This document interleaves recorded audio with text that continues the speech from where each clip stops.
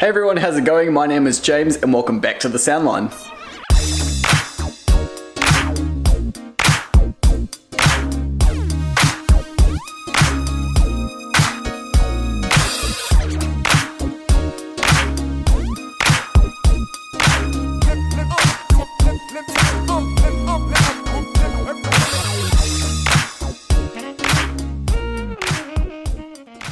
So you've only got one AV zone in your house where you want to do your movies, your TV and your hi-fi music listening. How do you do real good sound quality for music where you're listening to records and CDs and digital media, but then also have a home theatre system but still have it sound good? I'm going to show you how to do that properly today here on Soundline. So if you're anything like me, you might be someone who enjoys really high resolution music and loves the sound of a good old-fashioned 2-channel amp, but also likes movies, likes Netflix, TV, whatever it is that you're watching, and you like surround sound. You want to do that. One big problem with surround sound receivers is they just don't work that well for music. Something to do with the fact that every single audio signal that you put into your AV receiver, whether it be Yamaha or Onkyo or Marantz or Arcam, every single signal that goes into that, including in a lot of cases the phono input for record players, gets forced through a Dolby Digital encoder and decoder.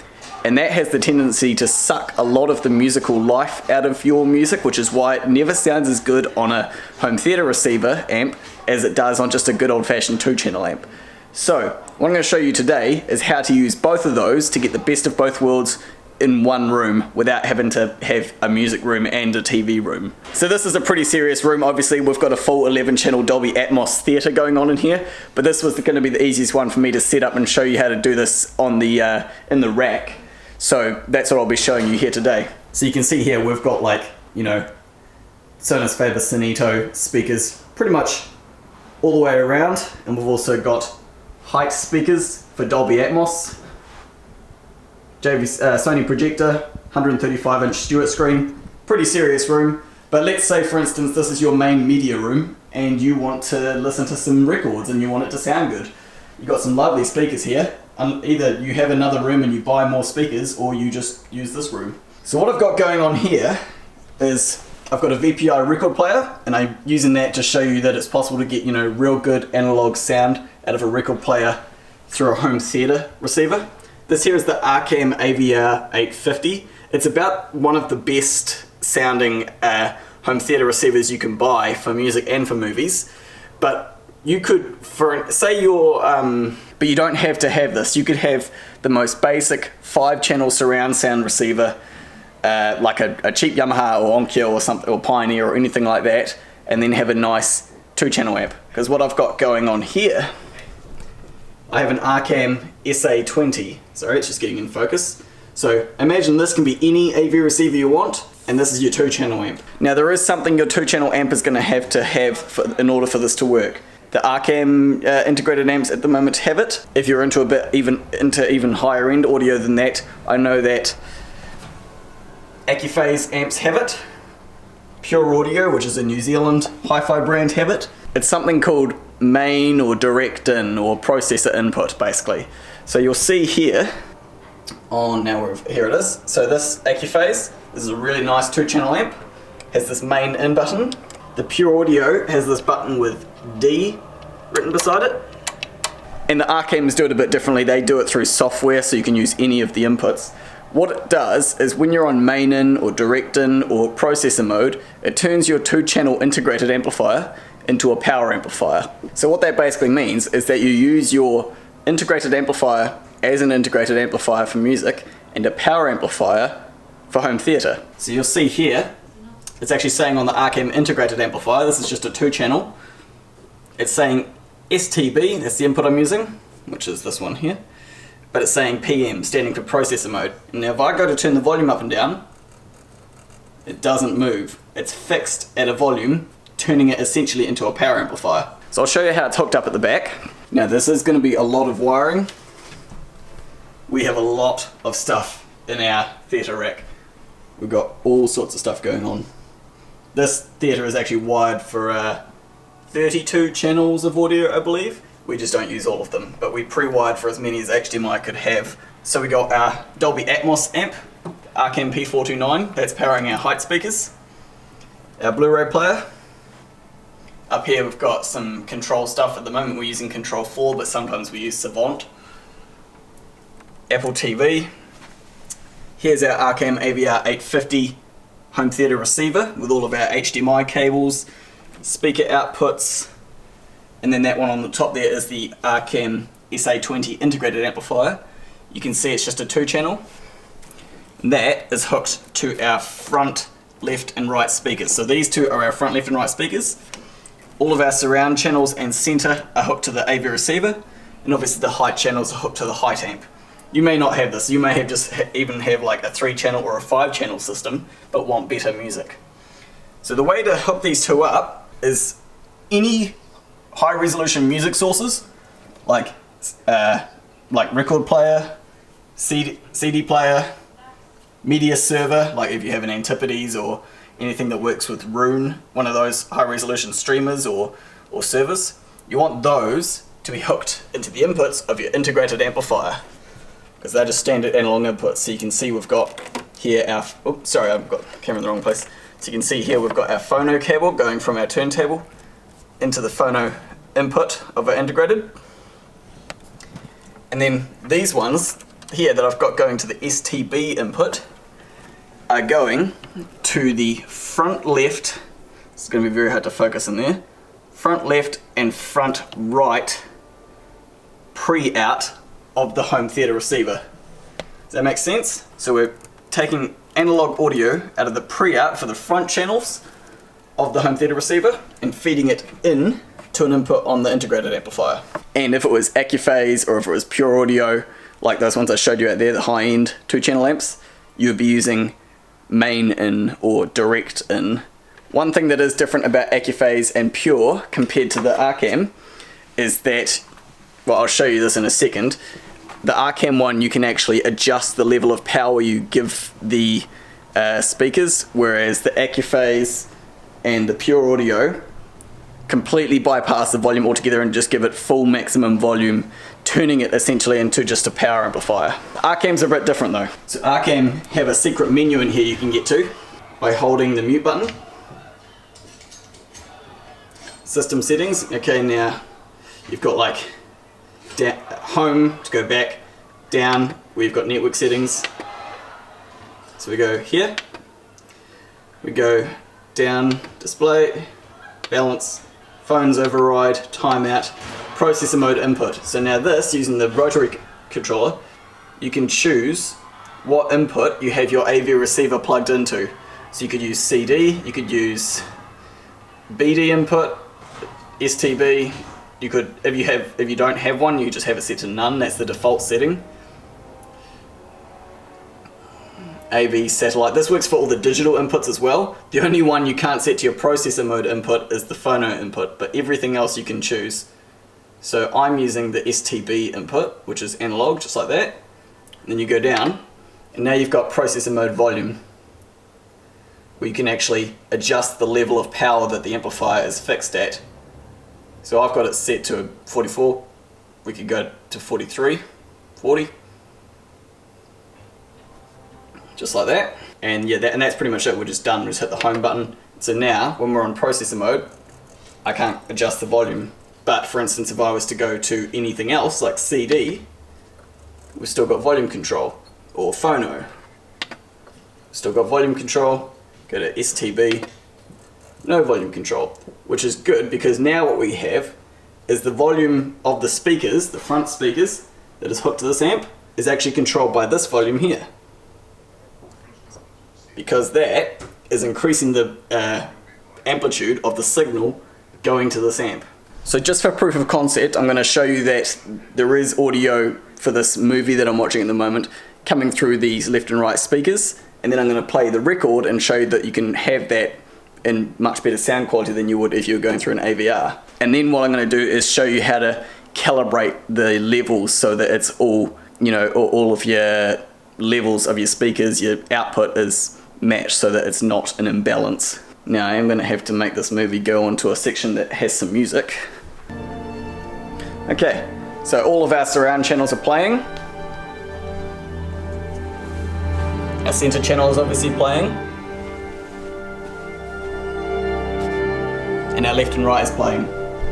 So that's where the audio for the music, the soundtrack for the movie is coming from the right and the left speaker.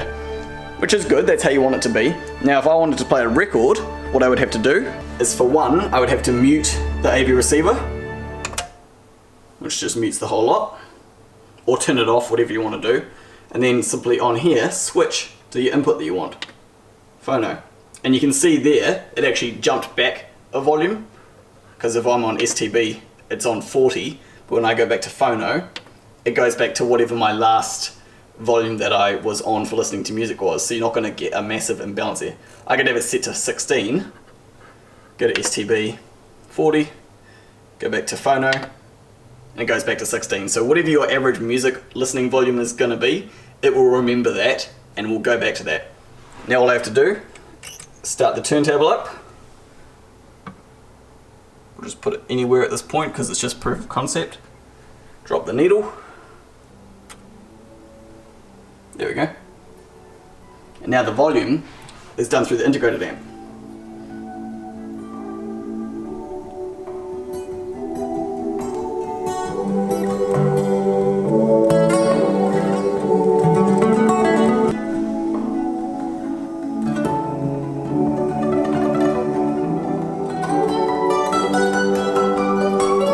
So there we go. Now we're listening to high-res music essentially, simply through an integrated amplifier, which is the best sounding amplifier you can, well, a 2-channel amplifier is the best sounding amplifier you can have for music, as opposed to a home theatre receiver. But now, if I want to go back to watching movies or TV, all I do is hit STB, volume jumps back up to 40, and we unmute it. Serving his country.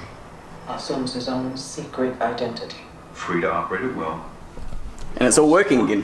Why? Now, one thing I would suggest is, if you are going to have this type of setup, is you don't really want to have to deal with the hassle of turning off or muting your AV receiver every time you want to go back to listening to music on an integrated amplifier. So I would suggest having a control system of some kind.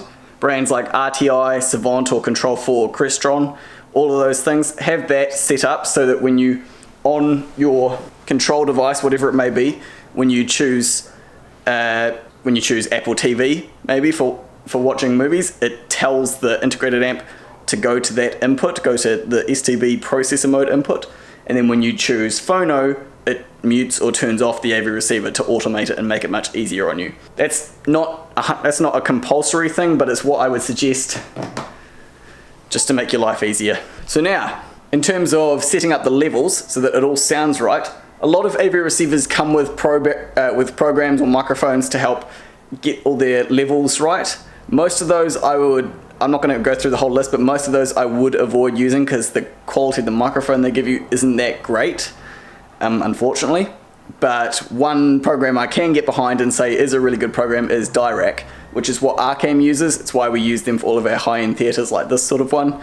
The Dirac program is awesome. I can do a separate video on that sometime, but you can use that to tune all the levels. But if you don't have a program, or you have a cheaper AV receiver, I would suggest simply using either something like this, which is just a simple level meter. You can even download apps for this off the App Store for your phone. I'm not sure how accurate it's going to be, but if you really want to know exactly what volume level you're at in the room, one of these would be necessary. But if all you're trying to do is match the level of one speaker to another, I'd say an app on your phone could work because you're just trying to make it equal the same number. But so what I'll do now is I'll turn this on. There we are.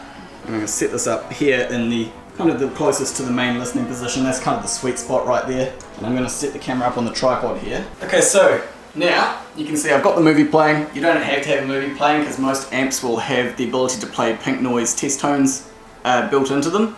So what I'm going to do now is I'm actually going to go into the menu for the AVR 850, and I'm going to go down to, I will temporarily focus on there, speaker levels, so you can see that that's all the levels. It's all set to default at the moment, which is 0 dB.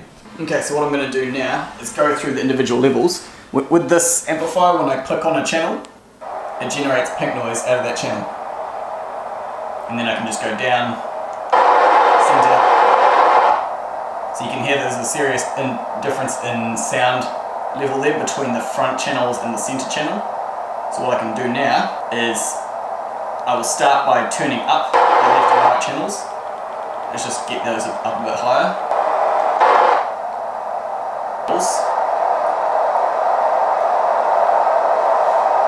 They're at about 65 dB, so now I need to match the center to that.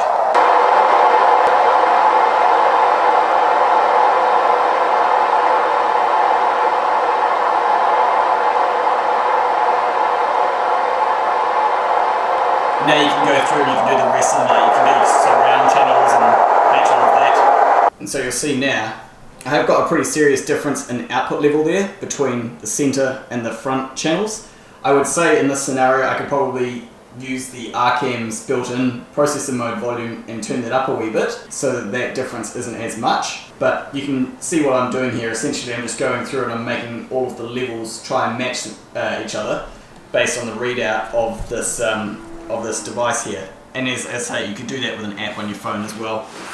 Unless you're lucky enough to own an RCam AV receiver, in which case you can use Direct Live, which is a far more accurate program than doing it by one of these or doing it by ear, because it will actually do the crossovers and the EQ as well. But what I'm actually going to do for this scenario, if I focus on the screen, we've already done a calibration for this room, but not with this amplifier in here. So what I'm actually going to do is go back out to the general setup. I'm going to turn our room EQ on, because we've already EQ'd this room, make it sound better.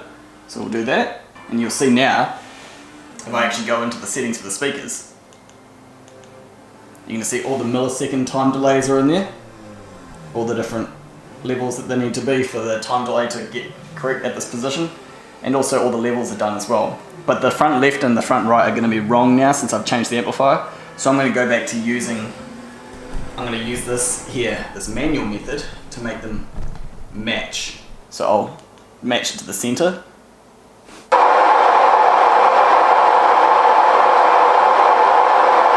So that's pretty much 80 dB is what I need to match to. So now I'll do the front left, and I'm going to go and change the processor mode volume on the RCam integrated amp.